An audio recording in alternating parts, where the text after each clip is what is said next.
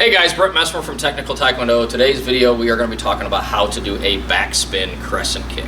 So on a backspin crescent, first of all you'll want to loosen your hips up to the inside and definitely to the outside, because a backspin crescent is nothing but turning and throwing the outer crescent. That's what we're going to start with first, is the turn. My fighting stance feet are on the same line. I cannot throw a turning or a spinning motion if I'm offset. And I don't want to give it away and step to here before I start. So make sure your knees are slightly bent, weights over your toes, feet are in alignment as far as a straight line goes, fighting stance. First part of the kick, I transfer the weight as I pivot, or I can pivot and transfer the weight. Ideally, you want to do them at the same time. But in the beginning, you may want to turn and then roll the weight so you're standing on that base leg. From here, I'm looking, seeing the target. Notice how I'm kind of twisting myself up into a pretzel, and then I just pick the knee up. So the first part of a backspin crescent is just to get the knee going in the correct direction. And then I want to stay on my toes until I get all the way back. That's probably the hardest part of this kick. A lot of people, when they're doing this, they start on their toes and then they pick up their toes and they finish on the heel. That gives you a wobble on your spin and is not good, obviously. So you want to stay on your toes. So just practice lifting that knee up quickly and going all the way behind. If you don't make it all the way behind, that's fine. Okay? As you get more reps and you get more practice at doing this, you'll see how it goes and it'll flow right into it. So I'm transferring the weight, lifting that knee up, and coming all the way behind.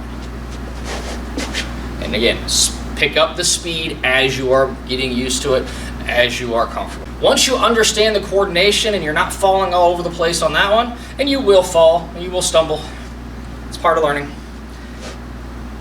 then all I have to do is extend the leg. And really all I want to do is bring my knee up to about here. That's when I extend the leg so it's straight, and then I bring the knee back, or my foot back, tucking underneath me. So I don't want to have the leg straight the whole time. See, it throws me off balance. I want to just extend the kick right before I hit the target and pull my foot back to me after I've passed the target. So 1, 2. So I'm making this loop motion here. Okay. I highly recommend changing feet when you start feeling dizzy. One of the most common mistakes beginners make when they're executing this kick is their aim. When they turn, see how my hips are facing kind of that way? That's where my kick's highest point's going to be. To fix that, I need to turn that lead foot and point that right at the target. Now my hips are pointed straight towards the camera, and now my highest point is right there. Okay? So that's one of the biggest mistakes that people make on this. Backspin crescent is really the first spinning kick that we teach in our system. I highly recommend you start with that. That way later on the line, when you get to the spinning heel kicks, which are much more difficult, that you at least understand how to spin and how to stay on the ball of the foot. That's pretty much what I have for you guys for this video. I know it was short, but until next time, God bless and keep on kicking.